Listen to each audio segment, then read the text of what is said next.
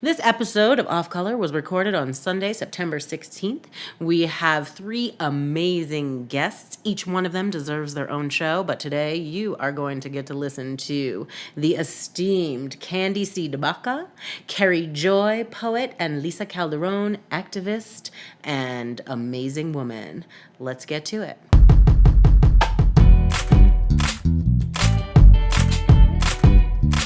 You're listening to Off Color, a podcast where we go beyond polite conversation and get real about race. I'm your host, Rebecca Henderson, aka the Tan Tigress, and I got the producer, James Meekum, aka White James, and this is Off Color. I like the hard H in white. I think that's really key. White. Lends an air of dignity.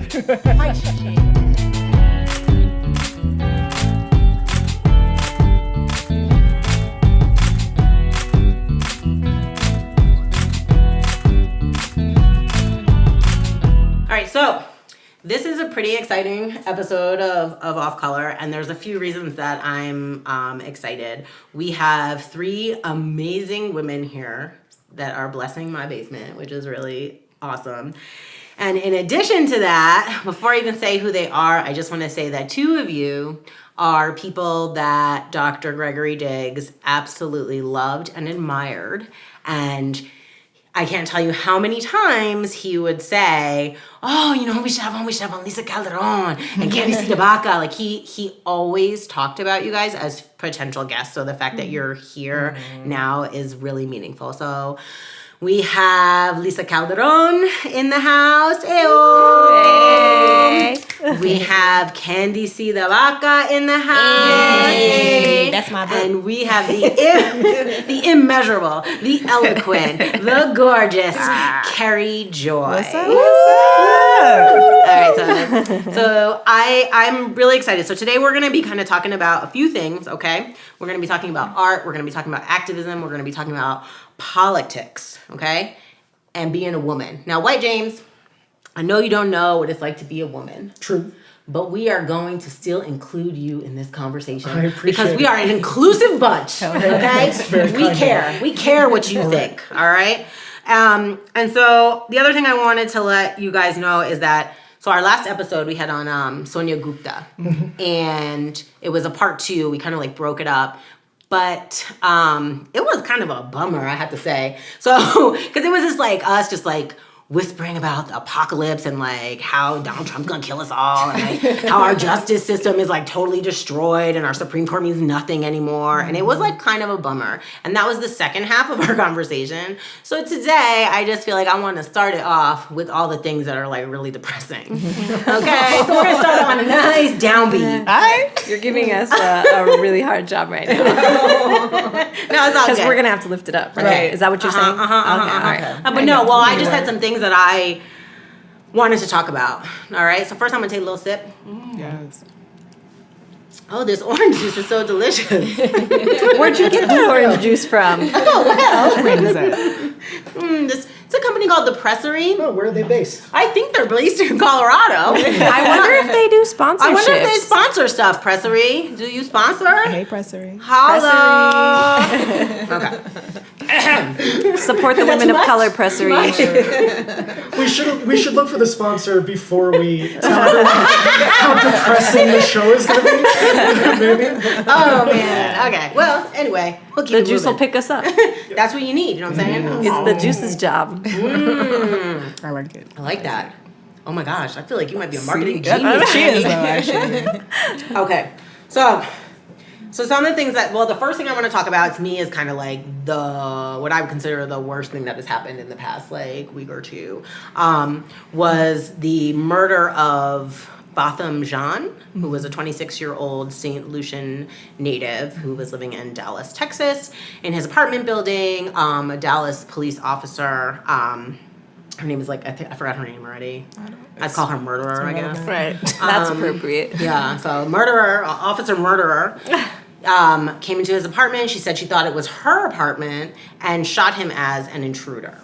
So that story, when I heard that, I mean, I was just, I no, but I had like a really bad day from that, even just I did too. hearing about it and like thinking about it and feeling like we've talked about that repeatedly on this show of like trying to do things while Black. We had Tamara Banks on, talking, and with Maria Nagawa, just talking about like you can't do anything while you're Black. Dr. Diggs' brother, Brian, was here at the airport, was just practicing his dance moves, and they called the cops on him, right? At like 6 o'clock in the morning. So it's like, we laughed about it, kind of, you know, but it's like a bitter laugh. And so this, though, it's like, Jesus, like you can't even be in your own home without getting murdered. Like, this is crazy.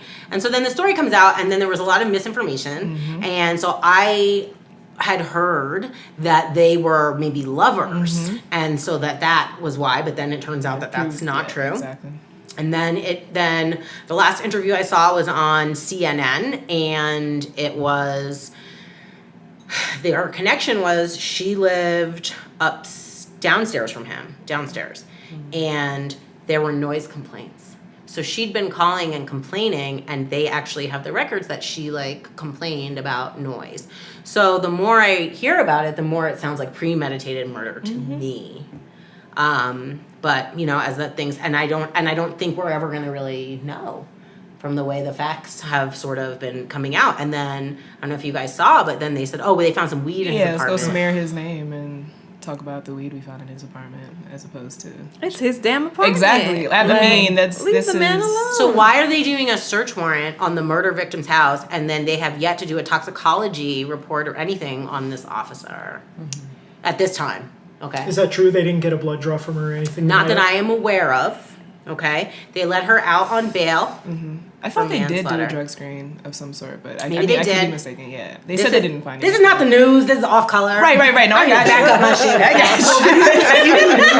There's been a lot of Although rumors. if she There's a was, lot. although the only thing that would make me think twice about this is if she was under the influence of Ambien. That is the only thing that would make me think twice about it, but nothing else. No. Well, and it Where's just that? sounds crazy because there's all these conflicting stories, because then there's like a neighbor who says she heard, oh, let me in. And then I'm just imagining that he did open the door, and then he was like, what are you doing? Like, there's just so many things that aren't adding up. Yeah. And I just think we're never going to know. Nope. And it's really heartbreaking and disturbing to me. And if you look at like pictures of him, you know, you just look at his like beautiful smile He had a light and like, about him. he wasn't a bad guy. Like you know, like I didn't know him, but I know she doesn't seem like a very good person. And there is a picture of her with, it's like her grandma or something, and the face is blurred out, so it looks like a little kid, but the person's wearing an All Lives Matter shirt. And I have a crazy theory that's gonna get me killed. Can I go ahead and say it? Say it. Go for it. So, this is so crazy, but maybe it's not. This is something, though, when I want to try to explain to white people, like, how deep the shit is and, like, how we feel sometimes, like, and the reactions that we have. I feel like knowing that police departments are encouraged to actively, like, recruit white supremacists, okay? Not just this concept of white supremacy as, like, a system or a structure, like, actual white supremacists, like KKK, neo-Nazis. Yeah. They are recruited to be in the military. They're recruited to be in the police, right? I think. Does everyone agree on that or no? Lisa looking at me I think like... they're exactly. No, we have to look at historically where police patrols in this country started. And a large part of that was around slave patrols. So if we have like this legacy of this is what you do, right? You round up black folks. Of course, a lot has changed. The problem, though, is that we are still inherently rendered as criminal and suspects, regardless of what we're doing. And so, you know, we talk about as black parents and brown parents giving the talk about what our children should do when they encounter a law enforcement officer. I think, though, what we find is that even when you give those talks, and even when you follow all of the directions, you could still be killed. Like, that does not protect you. Following instructions, being in your own house doing something, does not necessarily protect you. Being in school, minding your own business, doing what all the other kids are doing, it doesn't protect you. So, I think the family, of course, is right to raise all of these questions and concerns because we've seen this story before, not just in recent history, but since history in this country. And we tend to see how the narratives play out, which are everything is set up for exoneration of the officer. So, if we're going to look at shifting systems, we have to think about what needs to be different if we're actually going to go for justice. So one of the things is what y'all raised, which is stop demonizing the victim. Exactly. They are dead, right? So let's treat victims as victims. We saw this with Jessie Hernandez and the shooting of her, and community was like, we ain't gonna have it. Wait, can you talk, who's Jessie Hernandez? Can you Jessie Hernandez was a teenage driver girl, queer young woman who was shot dead by Denver police officers in our local community of Park Hill. After she was shot, the officer's version is that they approached the car and she tried to run them over with her car. They shot into the car. And after she was shot, her body was left on the ground, and and then there was this narrative that was created that essentially was she deserved what she got. The community rose up and said, even if we even buy the argument that she had taken a car, it should not result in a capital murder sentence. The police cannot be the judge, juries, and executioners. And as a result of that killing, Denver then finally changed its policy to be in line with a lot of other more progressive departments across the state, relatively speaking, in that you don't shoot at cars because you can create a bigger risk by doing that. So she had to pay for that with her blood. But in the aftermath, it was also a lot of character assassination of her. And I think people tend to do that. And it isn't just those in law enforcement who painted her that way, starting with the chief of police, then Robert White. But it's then also some folks in the community who say that because it's almost as if we show that she was a bad person, it can't happen to us. Exactly. And that's a fallacy. You can be doing everything by the book and still be shot dead. So what I was going to say is that I am fearful that she really was like a straight up white supremacist, and that was part of her like initiation into some kind of like secret like race war thing they're doing. I feel like I'm like the opposite of Alex Jones right now. I'm freaking myself out. Okay? And like that was the thing she had to do, was she had to kill a black person, and she was like, this is my neighbor who annoys me with his music or whatever, and I'm gonna kill this motherfucker. And like that is the thought I had. Right? Police gang initiation. Yeah. Am I too crazy?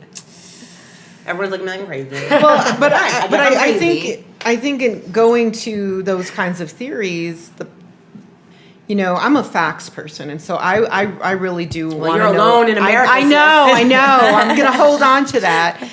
So, but I think it can also overly complicate what is more of a, like I said, a simplified story in American history. Like I can kill you because I have the power and the authority to do that. And then the courts and the systems reinforce that over and over again, because how often does it occur that a law enforcement officer is prosecuted for the unjust taking of a life? It's so we already know how often these stories play out. We can we see the beginning, middle, and end, right? You've encountered a law enforcement officer. They say they feared for their life. That's all they have to say. Magic words. And then the juries who identify most often with the law enforcement officer, who predominantly tend to be white. The law enforcement officer tends to be white most of the times. Then that person is let off. That officer is let off because they can put themselves in the shoes of the officer rather than the big, bad, scary person of color. And even that big, bad, scary person of color can be an 11-year-old black child like Tamir Rice, right? And so there was a study done around that black males who are children are often seen as older and more culpable to white police officers than they actually are. So if you are looked at as a suspect from the time that you are a child, and you are rendered as go to the myth of black criminality since the times of slavery as a social control mechanism, to me, those are all of the culmination of dynamics that are at play when we see these shootings. So it's like history repeating itself over and over and over again, and it is traumatic. It is disturbing, and part of why it's so traumatic and disturbing is we know 9 times out of 10 what the outcome is going to be, and that is no justice for the family and exoneration for the officer.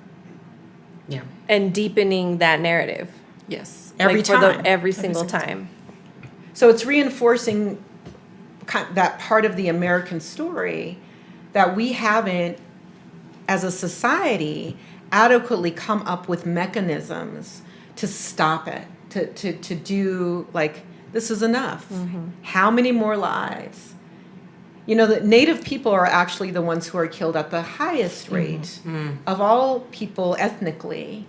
And yet their stories often don't get told when there's a killing. We also have to be cognizant of that, whose stories get told, even within our own community. You know, if we're saying life is valuable, then we should be amplifying. Who's saying all of that? these Who's saying killings. life is valuable? Because I feel like I am not hearing that from anyone. Has anyone really heard that life is valuable? It's on I half feel the like- license plates in Colorado. They all say protect life. I see them all over the place. I don't know what people mean when they say that, but I see it. Well, and I think in that context, we know what they're talking about, Yeah, which of is course. it's the Being pro-life as anti-abortion proponents. But the point is taken is that, you know, when we say protect life, then let's be consistent about that. Absolutely. And that means all life. Then, if you're going to say that, Yeah. so you know, we have to deal with, I think, the systemic structures in our society that allows this narrative to keep replaying.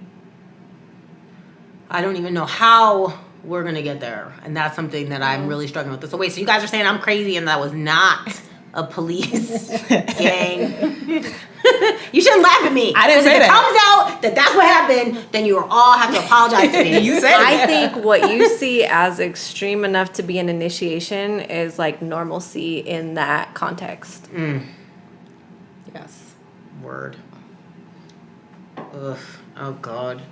Sorry. Look, it's going to be just as depressing as the last one. This is a murder. Ugh. All right. So I guess all I want to say about Mr. Jean is I'm so sorry that he is gone from this world because of essentially from white supremacy and power structures that are just simply designed to essentially exterminate Black and brown people in America. And none of you can disagree on that. Try. Not All Right, I'm with you right there. Yeah. Okay, so I'm working on dismantling that, but it's getting really hard. So something else that came up recently that caused me personally serious distress was the racist Serena Williams cartoon. Okay, and are you guys familiar with what happened? Candy's not shaking her head. No, I want to seen see it. this. Kerrie, did you see it? I saw it. You saw it. Yes. Okay. Did you see it, Lisa? I haven't seen it. All right. So basically, this piece of trash cartoonist from the Herald Sun. His name is Knight. Something Knight. I don't know. What's his name? Does anyone know? Mark Knight. Yeah, there you go. Knights of the Ku Klux Klan, apparently. All right. So he put out this cartoon, and I'm going to show it to you guys because Lisa and Candy haven't seen it. Kerrie's making a face like, fuck this. And so she's already seen it. Did you see it, White James? I've seen it, yeah. So before I show it to them, White James, what was your, just like a quick reaction? Did you feel like it was racist? Yeah, of course. Yeah, I mean, it's really obvious, but it's also this guy, which I don't know anything about him because I guess it's Australian or it's from New Zealand. Where's it from? Nevertheless, they've shown a bunch of other cartoons that this guy has done, and it's like, it's not some kind of subconscious one-off. He does this kind of like Birth of a Nation style shit constantly. Yeah. Candy's eyes are like as big as like saucers. She's like, show it to me. Just show it. All right, here we go. This is the cartoon.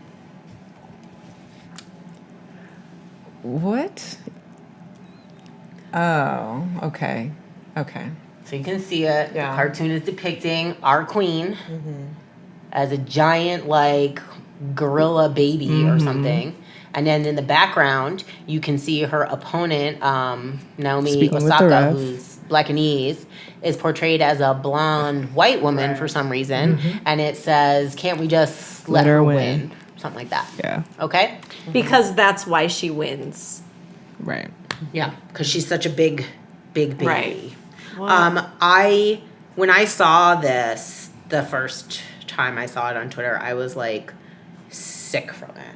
That was my first reaction. So I'm just like kind of wondering, like, now that you've seen it, Candy, do you feel like you know what I'm talking about?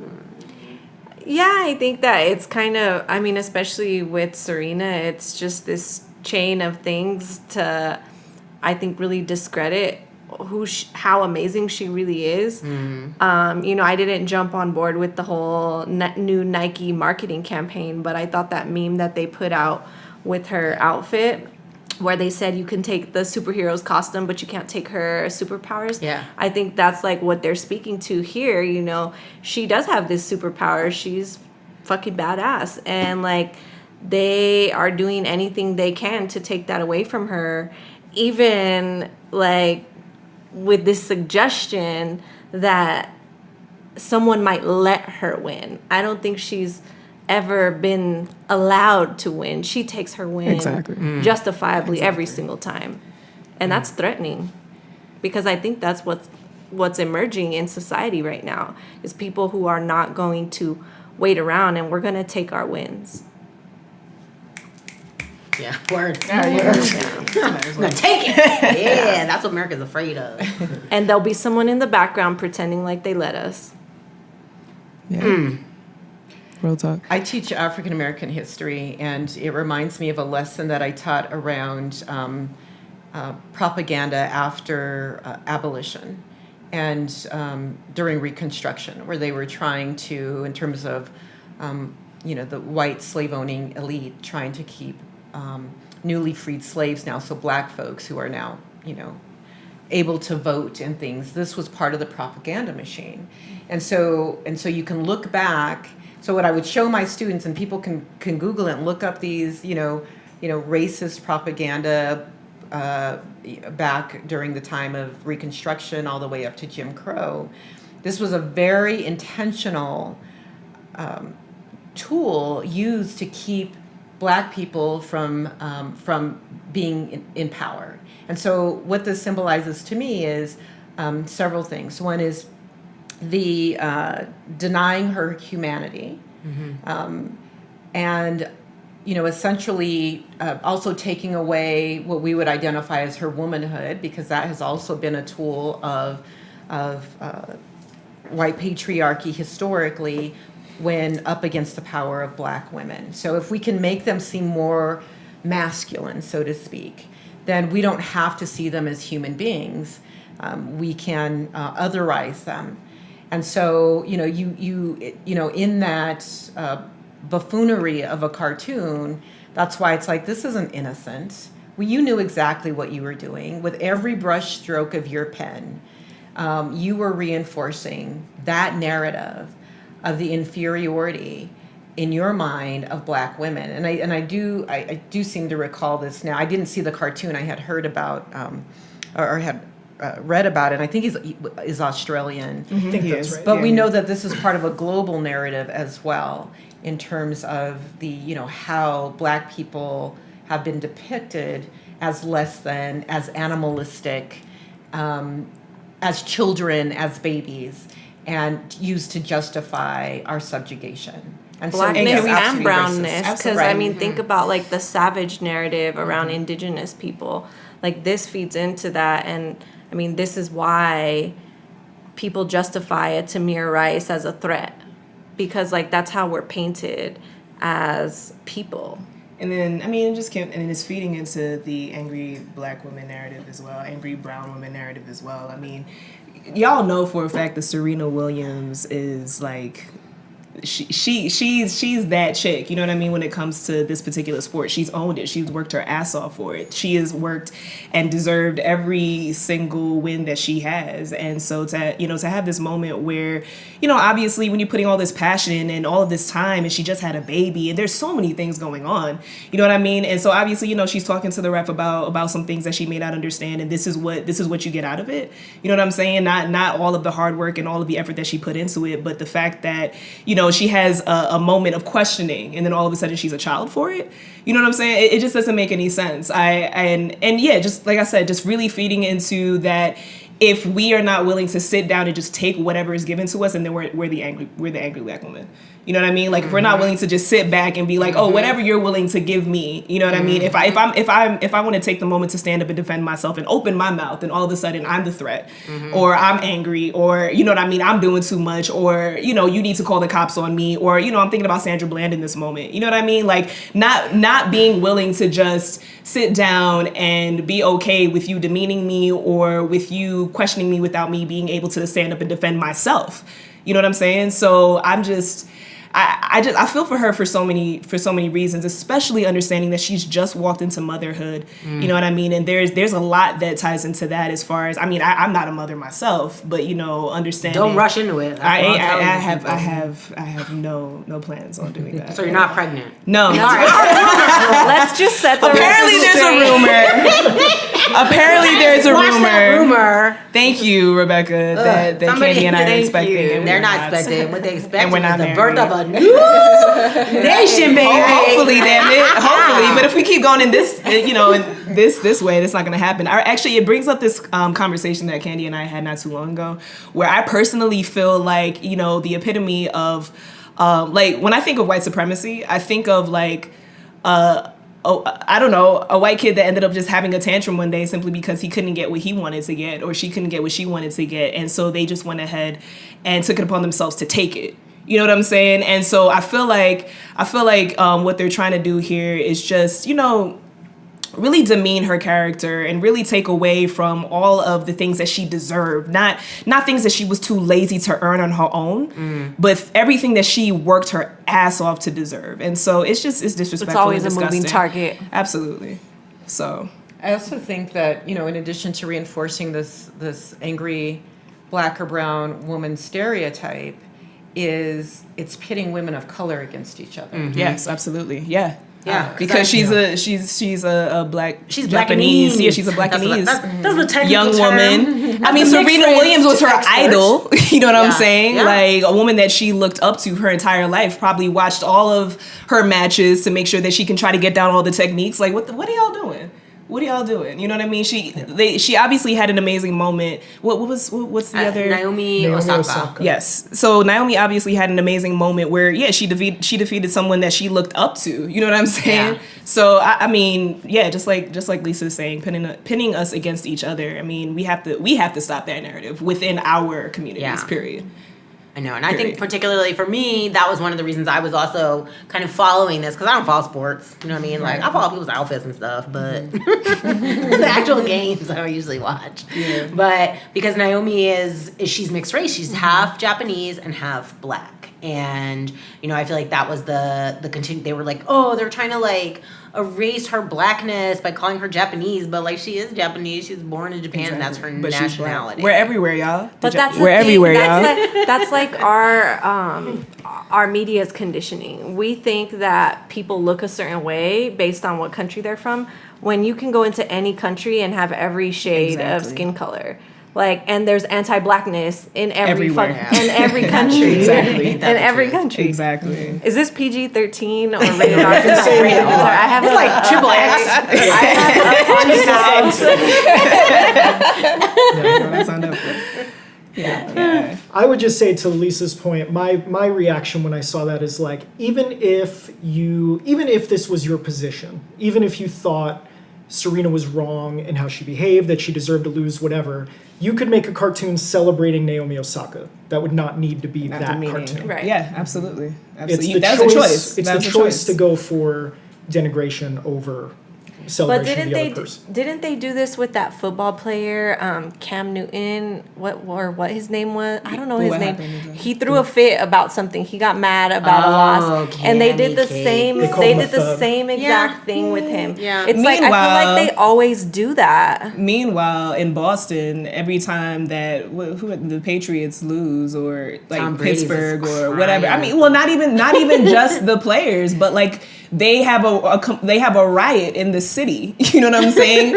And I mean, and it's just white people having an angry moment. You know what I Right. mean? If we're walking around burning shit, then you know we're a threat, and they need to make sure that they have all the riot gear out, and then they have they have to make sure that they have the what you call it, the goddamn SWAT gear. yeah, but like the tear stuff gas. the tear gas. Thank you. I was slipping my mind, but just like you're saying, I mean, Shit, the perverse part is that they do that stuff when they win. yeah, I mean, it doesn't matter. It doesn't matter. Like, that's just how they show.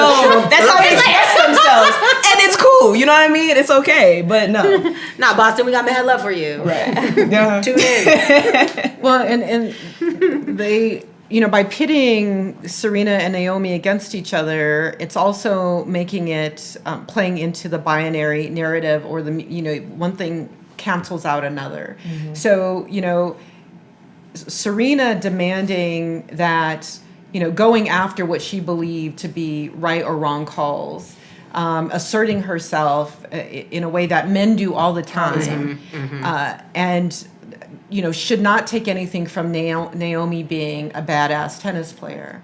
But it's like one has to win and the other has to lose.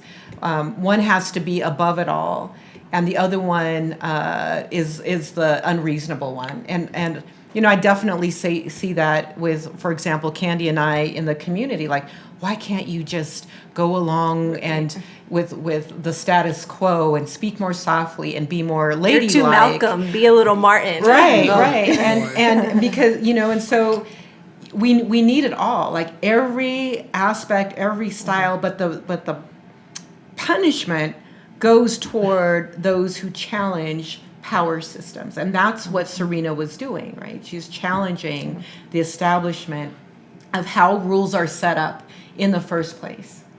Right. That propaganda is about assimilation and the model minority right there. Because, I mean, if you think about any culture that values compliance and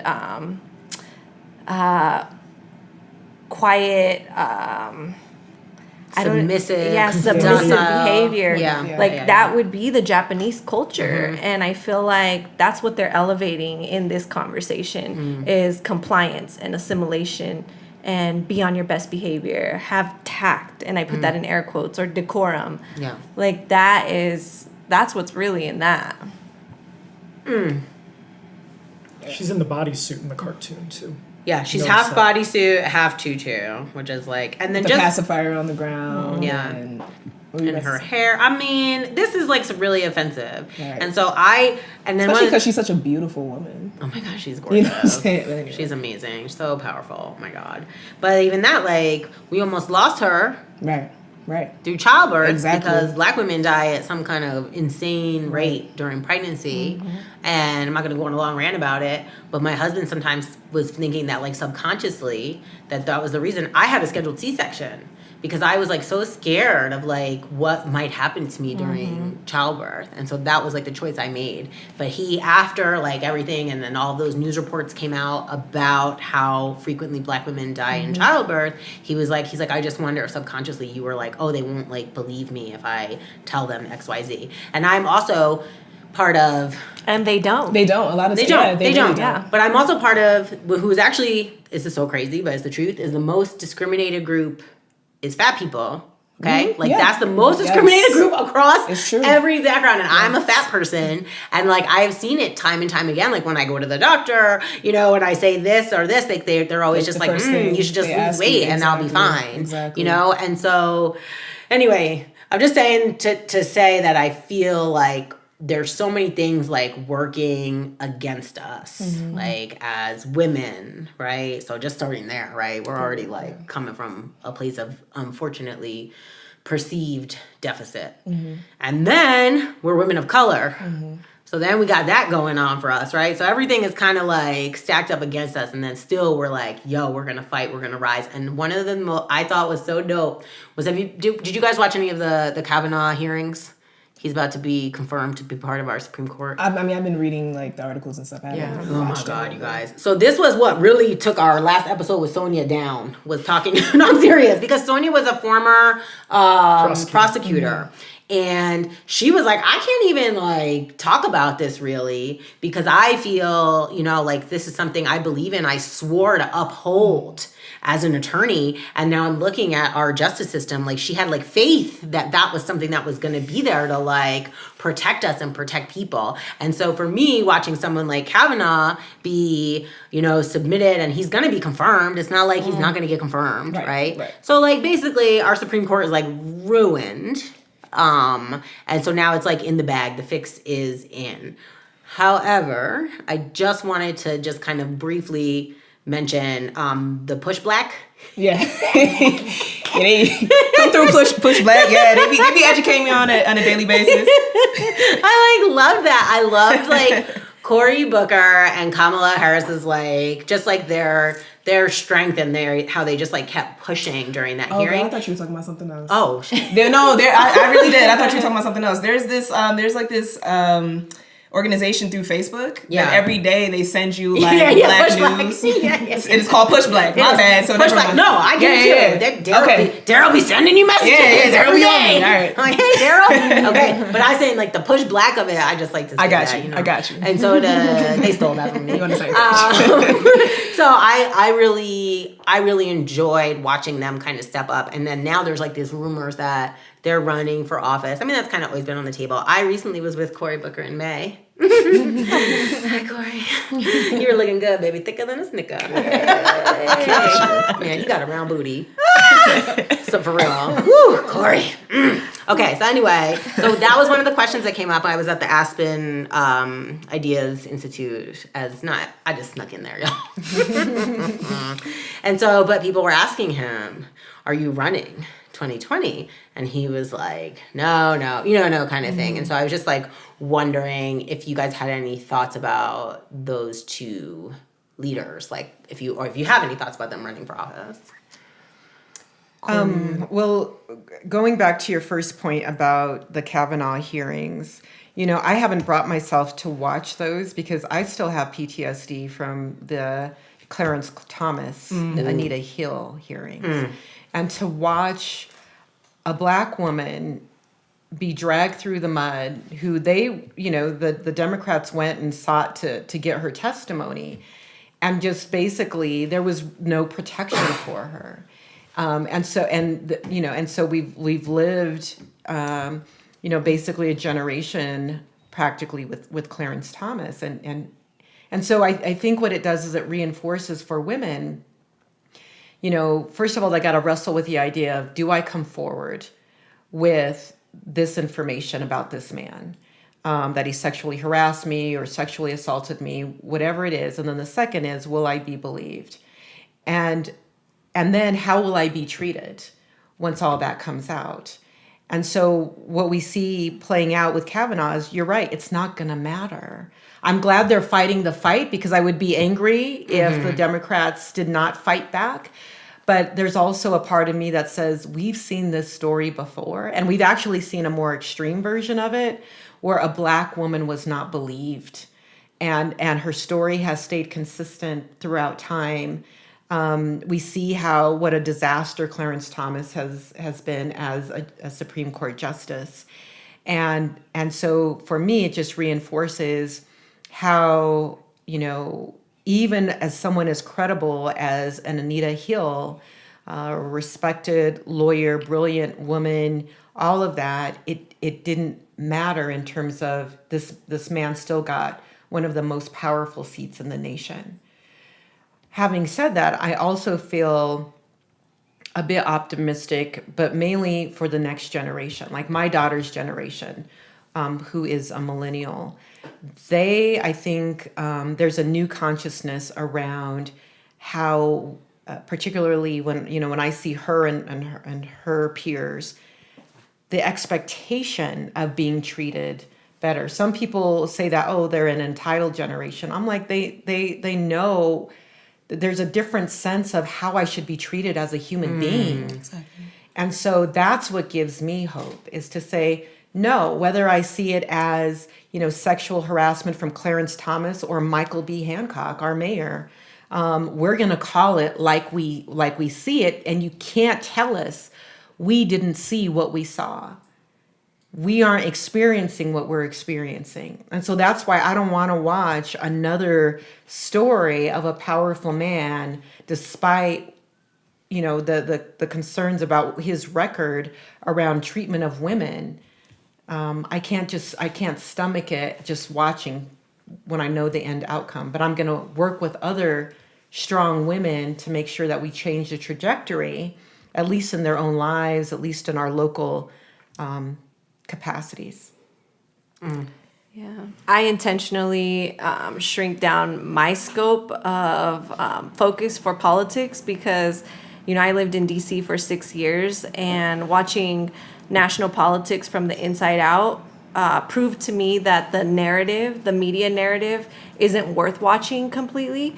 I think that media narrative is designed to make us feel powerless. When we're talking about federal politics, there is a lot less power for the everyday person in those spaces.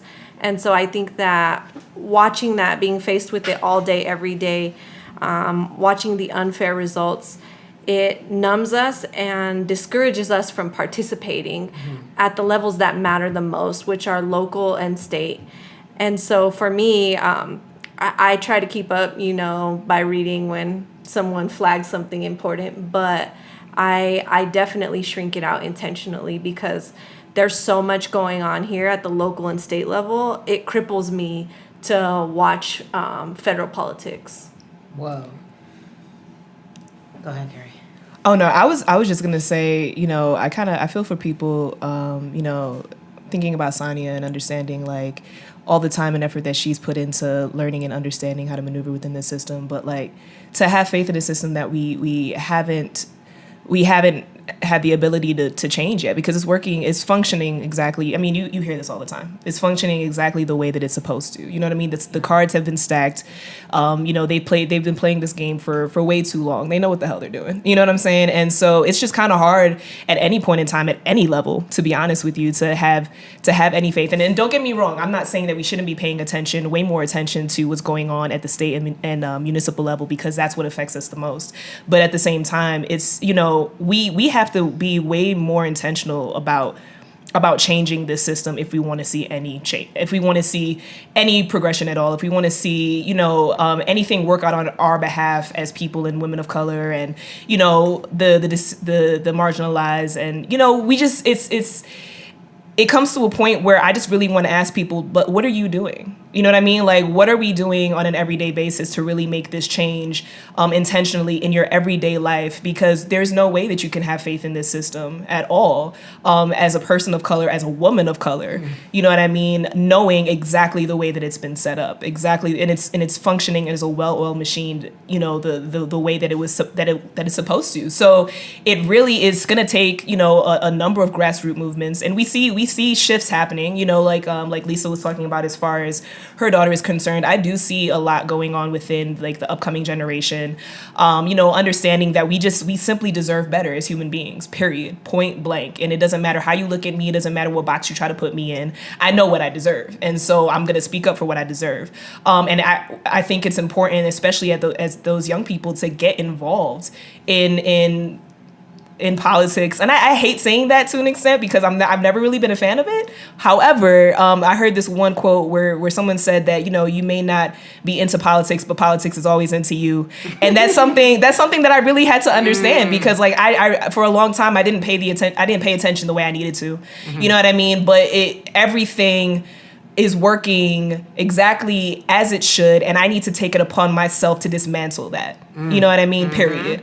So however you do that, whatever methods you use, I think that it's important that people wake up and realize that nothing is going to change if we don't make that happen. Point blank, period. And Kerrie, what you're doing is political, right? So through your poetry, and I think what we need to do for people who feel really disengaged from politics is to redefine for people what politics means. It isn't those men in suits at the Capitol, the 18% who represent the rest of America, but they can't, they've never struggled to put food on the table or pay their bills or, all of those things that most of us have experienced at one, in terms of people of color, low-income people, marginalized people, working class families. They're not the representation of us at the Capitol by and large in terms of just their percentage of numbers. But politics is around the rules in which society is organized and the power behind it to make that happen.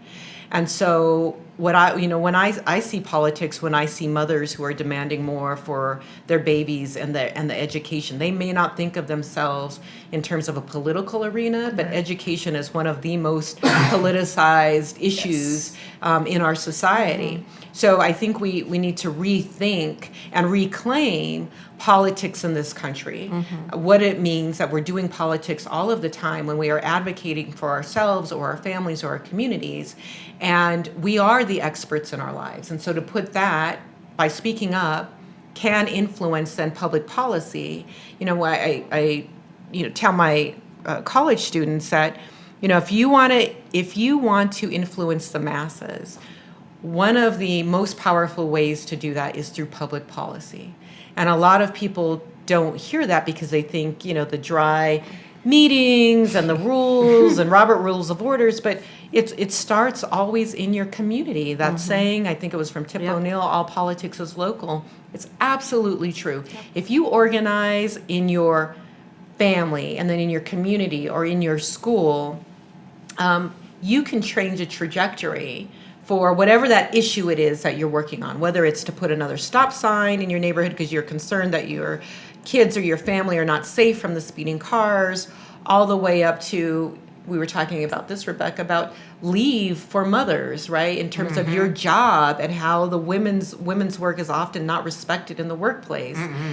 Those are all political issues, no matter where you start on that spectrum. So I will say that recently I have been in talks with a local candidate here in Denver. And her name is Chantel Lewis, and she's running for RTD, which is our regional transit. Look, I don't even know what it stands for, y'all, because I don't take the bus. Ugh, right? So she's running for the RTD board here. She is Black, she's queer, she's highly educated. She's like this wonderful, beautiful person. Like, oh, she's fantastic. All those things. And so when you guys were talking about, that's I was thinking about her because I just feel like that's such a small thing. And I feel like people, what's on the radar? Someone running a campaign to be on the RTD board. Nobody cares about that. They don't. Nobody cares. Like, it's just like a thing. You do it to get your foot in or whatever. In Denver and in Colorado, nobody cares about that. But other places, people know planning boards, water boards, transportation boards are where you design who has access to anything and everything. Yeah, and people in Denver and in Aurora, the surrounding areas, because our stuff is everything, the way that it works, from my understanding. And then there is no access.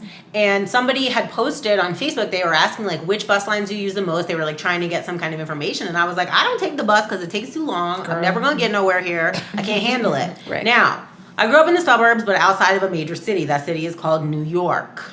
Okay, so I'm familiar with public transportation. All right, and then other places I have lived include Japan, and I have to say, even in rural Japan, okay. Yeah. I mean, I live in the middle of a rice field, but guess what? That bus and train was always on time. Exactly. Okay. Don't get to Tokyo either, because that is the best. Is amazing. Yeah. And it's really expensive. Yeah, next to Paris. I was gonna say Paris and Mexico City, and Tokyo are like the most incredible transit systems I've ever been on. And they're designed for all the Yeah. people. Like, you're not like sweating trying to Yeah. figure out how I'm gonna get to work today. In if Mexico, that 15 doesn't show up or whatever. in Mexico City, it's even designed for the illiterate. There's like pictographs that you don't even need to know how to read words to travel. So, because a lot of the indigenous folks use it. And so there are ways to do a whole hell of a lot better than we're doing, and we choose not to. And we choose not to by not choosing or choosing the wrong person on these boards. Right. So that's why I'm all excited about Chantel. Yeah. Because she is a person that grew up here. She's a Denver native, and she took the bus, is on that bus, right? And she wants it to, she's running, and she entered the race like in February or something like that. You can look at all that shit is on record, y'all, when people enter the races on the internet.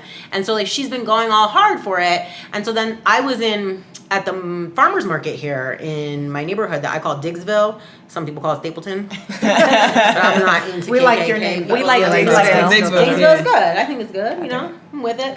So I was at the Diggsville Farmers Market, and this white lady came up to me and was like, hey, I'm running for RTD. And I was like, what? I said, aren't you running against this black girl Chantel, something like that? And she was like, yes, we have similar platforms. And then I was like, well, why are you running that? Exactly. Take a seat. Take several seats. Yeah, and so it made me really like upset. And then I started like questioning. Again, y'all know I'm into the conspiracies. Poor white James one time was like, you turned into a doomsday prepper because like I bought all these seeds for the garden after everything goes dark. I've gone a little off the rails.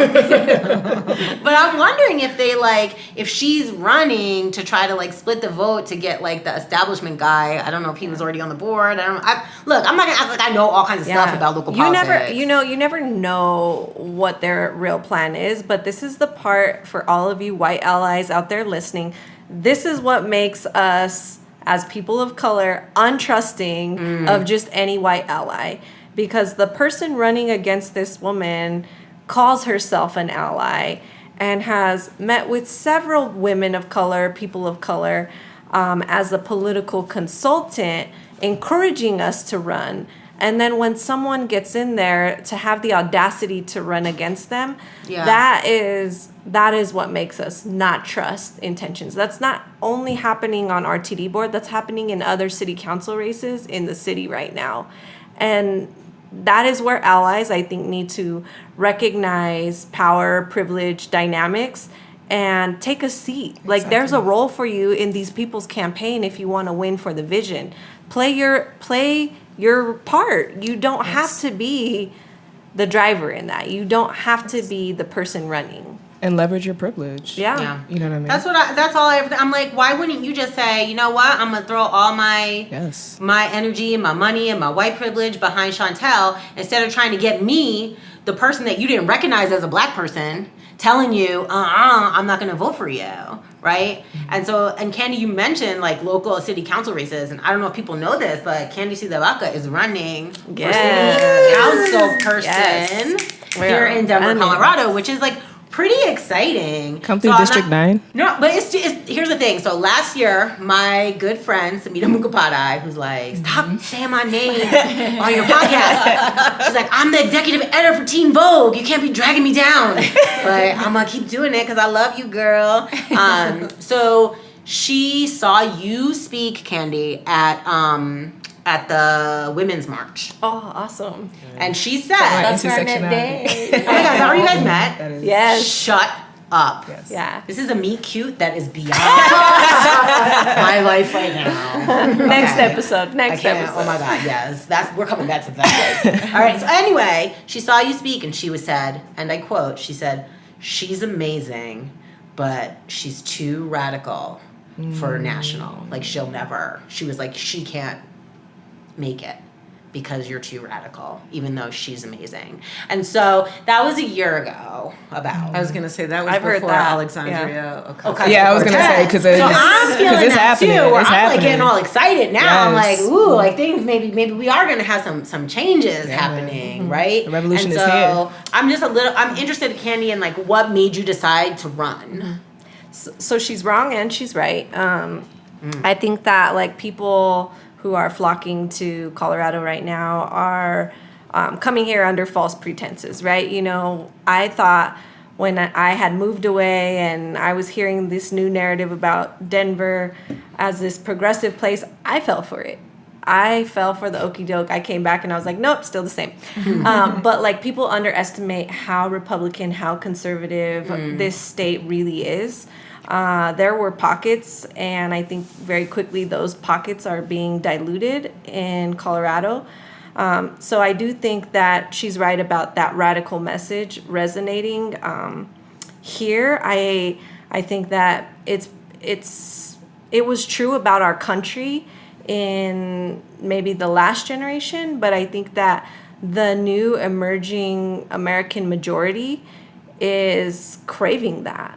And as afraid as white people may be at their like declining population and declining birth rates, the reality is that the minorities of today are the majority in the youth population already and will be the majority by 2040. And so And mixed race people. right. What? Lisa Calderón and myself. Yes, come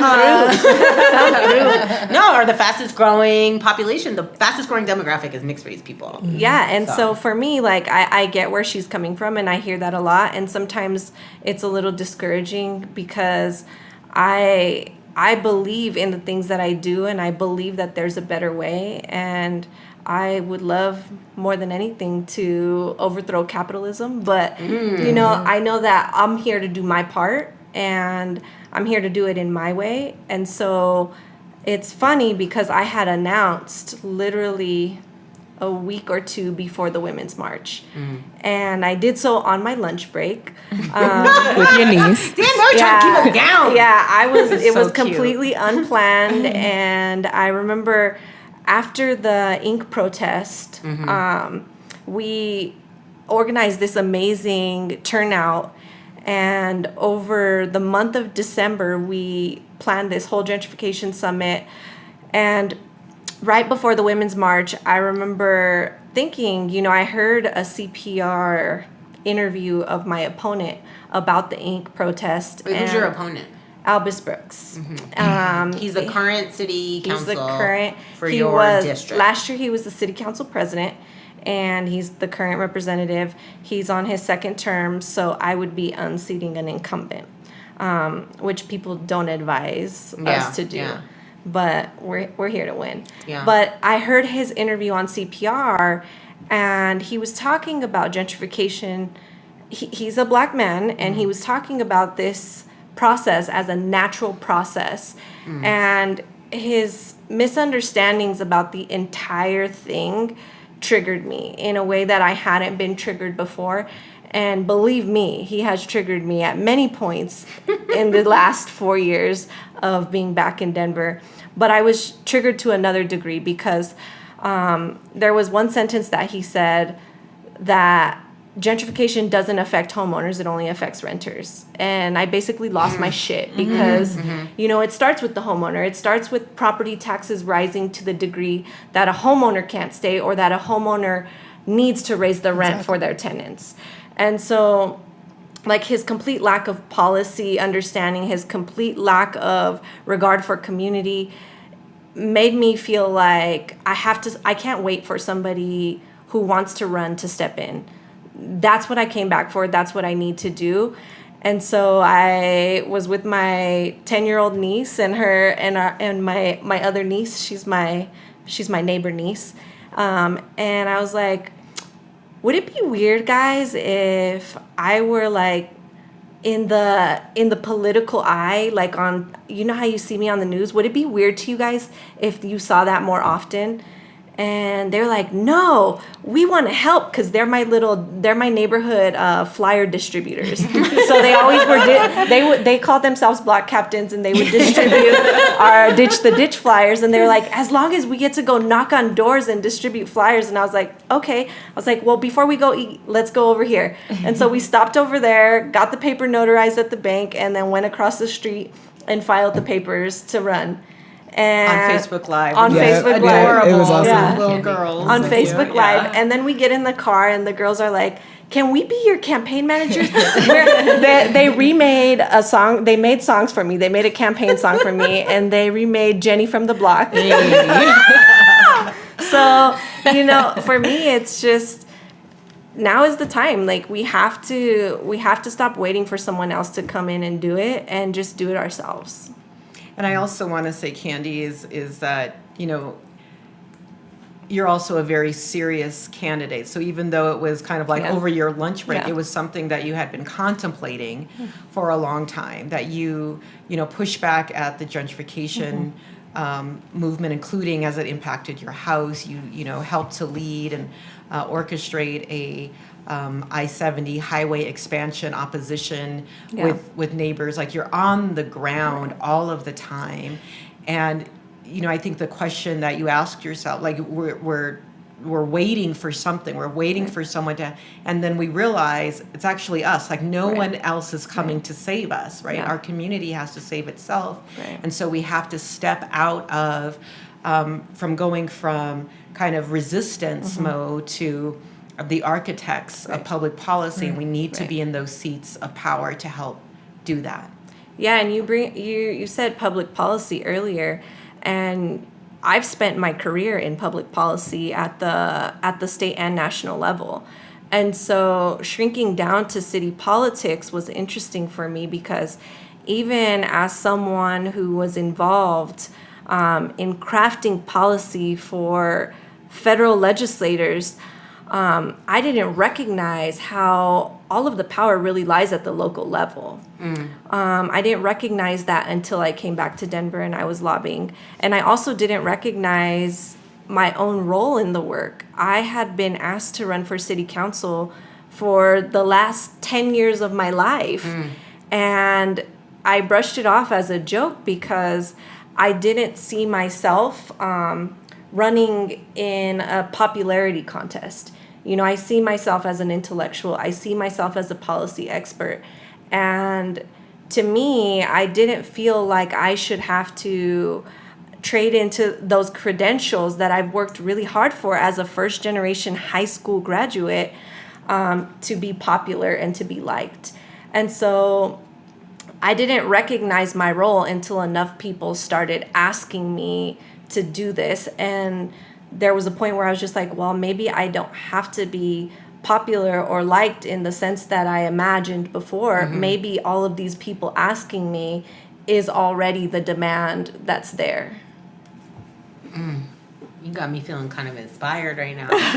I'm serious, because I've been loving this. I can't vote for you because you're not in my district. You can get everybody But in my district. I will. I'm on You it. could pick I'm up on ballots it. in my district. So What's your website? Can you plug it? Candyforcouncil.com. Candi with an I. That's Candi with an I. CandiForCouncil. So this was something that came up at when I went to Chantel Lewis's. She was having a fundraiser. P.S. Y'all can give money. They need to get about $15,000 more. Yeah. Tell me how gross it is. Wait, Can we talk about that? Can we just talk about Can we talk about that, please? I'm sorry. The fact that she is trying to raise $25,000 for the RTD board makes my stomach hurt. Girl, wait till you hear how much we gotta raise. How much do you have to raise? Tell me. So Tell me right my now. opponent raises about $100,000 every 6 months just for fun. Just for fun. So I have to raise at least $100,000 to be a viable candidate as far as competing against him. I don't think that the money is what's going to determine the outcome for this race, but I do need to raise at least $100,000 to compete in a city council race that is nonpartisan. Yes. oh, that made my butt hurt. I mean, what could Right. the things that we could be doing with that money? Right. though. That's why The I get things so that we crazy, could be like, doing. I want campaign finance reform or something. Well, because- I played a role in that. So there will be a ballot initiative. The Democracy for the People campaign. I was one of the signatories for that. And what we were trying to do is remove corporate money from campaigns. And so we fought for that at the city level. And so city council referred that to the ballot because they wanted to put their name on it as usual. But we got all of the signatures. It was going to go on the ballot anyway. They pushed back really hard on implementation date because we wanted it to, if it passed in November, we wanted it to be implemented in January. And city council here didn't think that was possible. And so their referred measure makes it go into effect in 2023. Coincidentally, it's beyond all of their campaigns, so none of them have to publicly decline corporate donations. All right, so if that doesn't make you want to vote for Candi CdeBaca, I don't know what else to tell you, because I feel like if you give a shit, then you will be like, this all sounds very wrong to me. Yeah. So that's something, wow. Yeah. Ugh, I hate even thinking about it, because I think about all the money that I want and for the things that I want to do, and how like I can't even get it because I got to give it all to women of color running for office. I'm like, damn it. So because that was that Chantel said that, and that was one of the things that she talked about, is that people are always being like, oh, you're qualified because you're black and you ride the bus. She's like, yeah, those are some of my qualifications, but I'm also like this co-founder of a nonprofit. Right. I have advanced degrees. I've worked in the school system. All of these things that make her like a qualified candidate. And then, so then at the thing, maybe I had a glass of wine, I don't know. And I said, the reason I'm voting for you, you're in my district, I'm voting for you because you're black.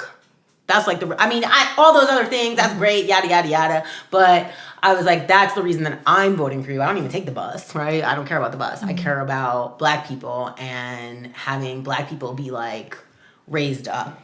And another thing that came out this week was author, her name's Imani Perry, but she was talking about, it was all kind of tied into Serena and the Japanese girl, but this idea of like what blackness means in America, and that the blackness, you can be two things at once. Like just because Naomi Osaka is Japanese and black doesn't mean she can't be black, right? And so just that, like this encompassing thing. So Lisa Calderón, I got a little thing for her. Yes, we all do. So Lisa is mixed race, right? You're like black and Mexican, Right. correct? Correct. And so And any Mexican is also indigenous. Yeah.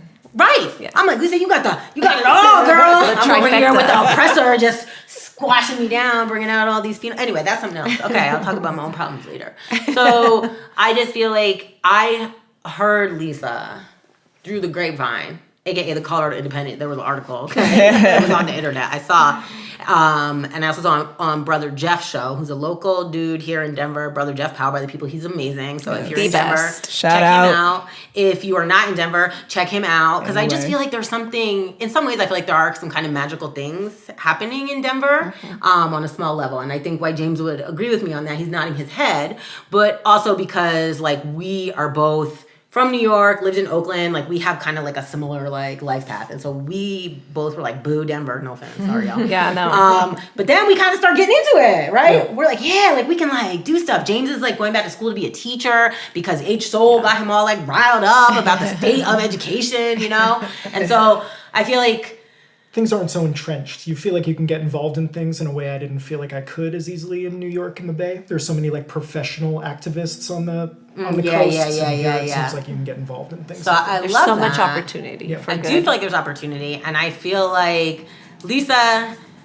So people sometimes think I'm like a big Mexican. I'm like, Me too, girl. I am a big Mexican.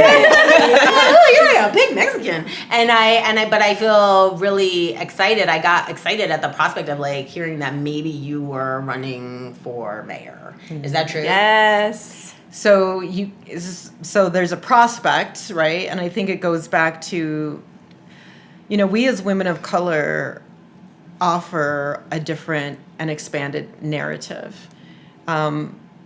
Candi is running against a black man. The mayor of Denver is a black man. Allegedly. Oh, shit. No, you didn't. No, you didn't. And so What does it mean to be a black person in America Exactly. and fighting for black people? It doesn't look like our mayor, I'm sorry to report. Or our city Nothing I say council reflects my member. Or my opponent. Right. Well, and so then this is number where I think, Rebecca, we have to go beyond color. Absolutely. Do I want to see more candidates of color? Absolutely, no question. I want to see more women of color, but it can't just be about color because we've got black leadership in the city of Denver. You know, at one point, our law enforcement systems were led by black men. Our mayor, our safety department at one point was led by black men. So we, at one point, had black leadership at the very tops of Denver. And what do we have to show for it today? We have one of the fastest shrinking black communities in the nation under black leadership.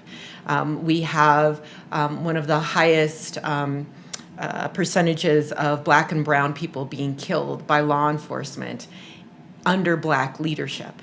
And so we can go on and on. Like, so just being black hasn't really done us any favors.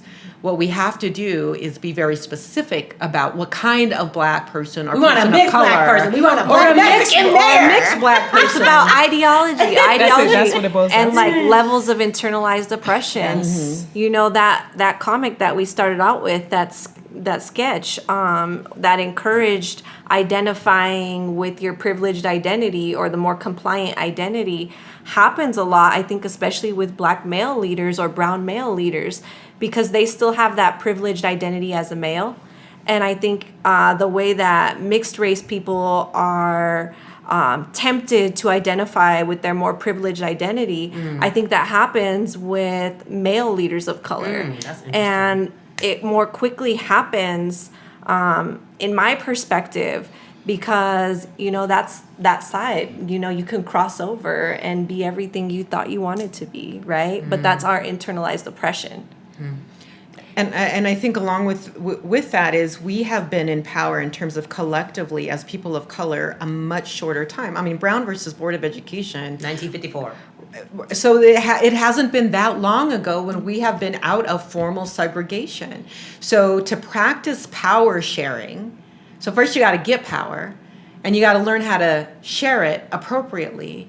So often what we see is leaders of color replicate those same systems because that's what power tends to look like to them. Right. And it looks like a man. And everybody knows how I feel about men having positions of power. How you feel, Rebecca? Well, Kerrie never heard about me. Oh, Kerrie's new to my home. Okay? Everyone thinks I'm joking, and I'm not. I don't think men are suited for positions of power. I don't think they have the right temperament for it. Yes, I've heard that before. They mess it up continuously, and everyone's like, "Oh, Rebecca, how can you say that?" You're like, "What's that word? Misandry or something like that?" Like I'm like a Misandrist, Yeah, yeah. So what? Yeah, I guess I am that. Yet that is the exact narrative verbatim that is used against women. Yep. Exactly. Yeah. And so I say, let's flip the script, let's try it out. And if it doesn't work, then we'll fall back and reevaluate. Right. Okay? But for going forward, I'm not voting for anybody that is not a woman. Okay? And that's number one. And then number two, like you're saying, it can't just be about color. Well, I'm sorry to report to you, señorita, my sister, there is... No, like to me it does fall. I do fall along those lines. However, but the reason why is because it is not as if the candidates are not qualified. Right. So that's the first thing. It's not like I'm running for office and I'm like, yeah, like I don't know anything like that. I can't be running for office, right? Like I'm not like the women at this table right here, okay? Candy, you're like a... I would like to clarify that I'm not running for office. Okay, word. Oh no, because you said the women. I just wanted to make sure. We're a team. You're kind of are. You're like the Okay. first lady. It's gonna be first the lady first of lady District of Denver. I love it. I am pushing pushing back a little bit on that because I do feel like, people are like identity politics. But historically, Yeah. let's talk about how you make a token. You elevate people who don't have the credentials but have the right skin color. Exactly, Clarence And Thomas. that is like, in when my you think face. about it, that's the easiest way to create this narrative of equity and not really be achieving equity. You're remaining in control of the strings. And so that's where you have those very clear puppet master relationships. Right. And credentials matter, and that's often why credentials are squeezed out of the conversation. Or what kind of credentials, right? Because Yeah. I go to the pedagogy of the oppressed, right? So this is going back to, it isn't as if these people have no credentials. It's what kind of credentials are they favoring over others? Right. So, Candi and I, so she's declared, I'm thinking about it, but we have to be almost hyper credentialed. We have to have You have to a be lot twice as good. right, twice as good to match someone who's mediocre and gets to wield all kinds of power. Lord, grant me the confidence of a mediocre white man. Girl. Right. But the other piece of that, I think, comes from my background of being a legal director for a domestic violence program. And so part of education that I would talk to women about is, and also hearing from a survivor saying, we have to be much more specific about who we're asking for in a partner. Because sometimes we're like, we get fed the narrative about, the ideal family units. And we're just like, just so long as I'm not lonely, right? Or just as long as I'm not trying to make ends meet by myself. Well, who you partner with in life also matters. And whether that's our intimate partner or whether that's our political partner. And so we should think about that in terms of the candidates that we pick. We need to be very specific. I agree with you. Like a baseline should be, let's try out this experiment because we haven't had it before of predominantly women leadership or folks of color leadership. That's like a starting place. And then we build up from there. Then what are the specifications that we want to see? Because we have a long history, including an overseer history of folks of color, Black folks, overseeing the plantation, or tokenizing some of our people of color to pit against each other. Exactly. So let's put it all in the mix, and it's okay to be specific. Okay, so I want to just ask you, White James. I love to get a white perspective from time to time. What do you think of this idea of having some women of color taking over? I mean, I think the only thing that I would say about it is I don't think it's as, I think that anyone who maybe hears what you just said who's like skeptical of it or feels like it's misandrist or something is like, you describe it as flipping the script, but it's not really. If every woman or every person of color who's running right now won, there would still be fewer of them in office than there are white dudes. So it's like, it's not like there's even some radical proposal up to completely reform the way our society is run over the next year. It's like creeping toward representation. It's like, I think it's just weird that we talk about, dominant culture is trained to think that incremental change is some kind of radical upending of what's happening. Yep. That would be my only comment on that. Damn, that was a lot. You're right. Except that, you know me, I'm ready to subjugate all. Well, sure. I'm just saying that's a longer view.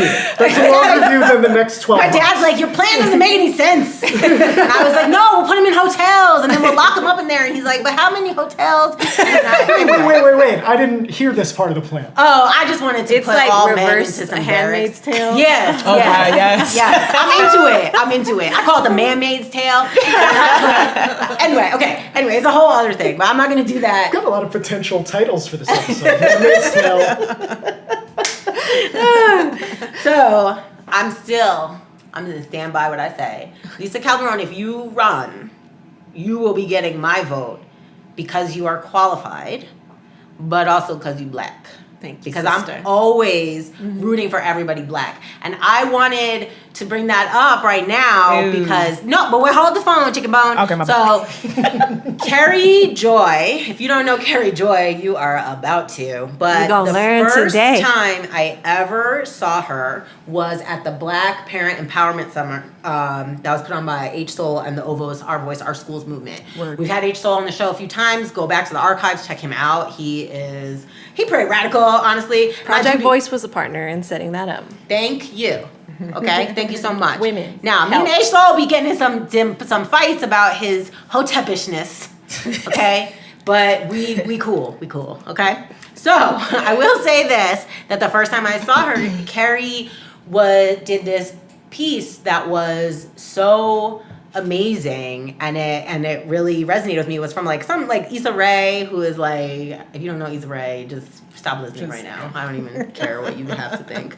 But it was just so great, and it just kind of blew my mind. And so I was wondering if it's possible for you to do that piece for us now. To kind of close it out. I mean, I would love to. Shout out to Issa Rae for the inspiration for sure. And I just wanted to say real quick, I mean, this has nothing to do with anything, but this is my opinion.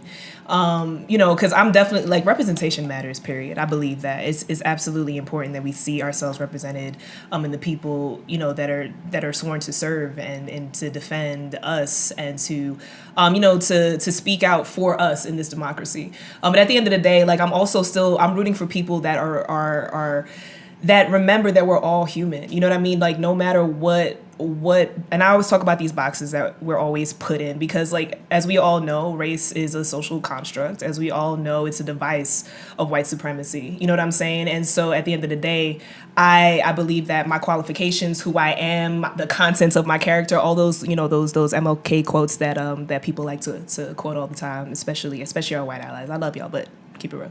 That y'all like to quote all the time, but we don't stand by. You know what I'm saying? And so I just want to say, as far as any candidates, and especially candidates of color, I just want y'all to remember where y'all come from. Period. Remember, understand the struggle that you went through, to make the strides that you made, and to understand that it's always been hard. And so as you are fighting, fight for the little people, fight for us as you had to fight for yourself. You know what I mean? When you have that power and when you've gained that notoriety and when you have that platform, fight for us the way that you knew you had to fight for yourself. And obviously we as people participating in this democracy have to support and keep those candidates and those people in power accountable. That's it. That's all I really wanted to say. That's it? Yeah, well, yeah, and also, run for office too. Hell nah. So that's never gonna happen. Thank you. I am Michelle Obama over here, keeping it all the way real. I love y'all. I love my people. I will defend y'all in every way that I can, but I use it through my words, through poetry, and that's all y'all gonna get. That's it. All right. So here we go. Shout out to Issa Rae if you love it. Give me a shout out on Twitter. It's Kerrie Joy. Okay. All right. On September 17, 2017 in Los Angeles, California, a phrase was said that rang throughout the sound waves of every cell phone, tablet, and computer across the world. It was on this day that my idol, Issa Rae, when approached with the question, who were you rooting for at that year's Emmy Awards, proceeded to answer as such, and I quote, "I'm rooting for everybody black." I really am, end quote. Well, it was in this moment that I felt transported to my youth. The very first time that I truly recognized my blackness, this scarlet letter burned into my flesh. As if melanin was a poison that I had no choice but to drink, and the sins of the world saturated my skin because I damn sure didn't ask to be black. But yet, here I am. A little girl looking into the world, hoping to find a reflection of herself, only to be met with a glass ceiling on which I saw the soles of the feet of people dancing upon my dreams, dressed in the latest privilege, a brand that many refuse to admit they inherently own. But when black children are suspended because their hair is considered a distraction, the standard is quite clear. And when black-sounding names are met with more suspicion and less distinction than their white counterparts, the standard is quite clear. Our very existence is questioned. We can't have the hair on our own heads, the fullness of our lips, or the thickness of our hips. Well, then again, It becomes a fashion trend when it's inappropriately appropriated. Selling melanin $30 for an hour session or $500 for lip injections. Meanwhile, all our lives we had to fight for this, to simply be okay, for my right to simply take up space without being of service to you, of entertainment to you, or being considered a threat. So listen. I'm rooting for everybody black because I remember that Hattie McDaniel, the very first African American to win an Oscar, was let into the all-white award ceremony only as a favor. I'm rooting for everybody black because I remember that even the 44th president of these United States, Mr. Barack Obama, was still only seen by many as a nigger. I'm rooting for everybody black because I resent the allegation that affirmative action is the root cause of my success, when it is simply there to assure that my magic is acknowledged my magic, that dynasties before me have poured into my eloquence, because as a black woman, speaking black has become something that I do with pride, because some of the earliest of languages were birthed in the land from which my ancestors were stolen, so my vocabulary and my intelligence in no way deny my blackness, and my occasional to frequent use of ebonics in no way denies my intelligence. So listen, I'm rooting for everybody black because I'm sure that 8 of the Little Rock 9 that are still alive today would be happy to educate you on why we so resiliently created a language of our own, as a proper education was always reserved for those that didn't look like me. So I'm rooting for everybody black because as we infiltrate the spaces that used to be deemed white only, I am telling you that you have always deserved to be there. You can compete with any damn body. So I'm rooting for you to show up. I'm rooting for you to break every glass ceiling and challenge every opposition, because when the next generation of little boys and little girls realize that they are black, I want them to realize it with pride, dignity, and hope for their future. Their life does not have to be a tragedy. I want them to wear this skin, this scarlet letter, like a badge of honor, because listen, black people, we do miracles. We walk on water, held up by the sea of beautiful black bodies that came before us. We raise the dead because living within us is the strength and resilience of our ancestors. So define yourself. You are not the stereotype of your quote unquote hip hop culture. You are not a monolith. You are every color of the black rainbow, every tint and every hue, as you deserve to be your own. Not a burden to your race to explain away your individuality, but you are beautiful and unique, and I am rooting for you. I am rooting for you because you were smart, you was kind, and you was important. I'm rooting for you because you are elegant and divine. I am rooting for you because you are soulful and brilliant. You are loud and boisterous. You are meek and socially awkward, and I'm pointing at myself. You are creative and you are unparalleled. I'm rooting for you because black bodies like ours are still being sold as chattel today. So I'm rooting for you to emancipate yourself from mental slavery so that we can remove those chains. I am rooting for you. The next Martin Luther King, the next Maya Angelou, the next Lauryn Hill, the next Franz Fanon. I am rooting for you. The next Michael Jackson, the next Tessa Thompson, the next Sean Carter, the next Neil deGrasse Tyson. I am rooting for you to be the next you, to be the only damn you, and to make sure that your world will never forget your name. Thank y'all so much. I'm Kerrie Joy. That's it. That's it. That's all I got.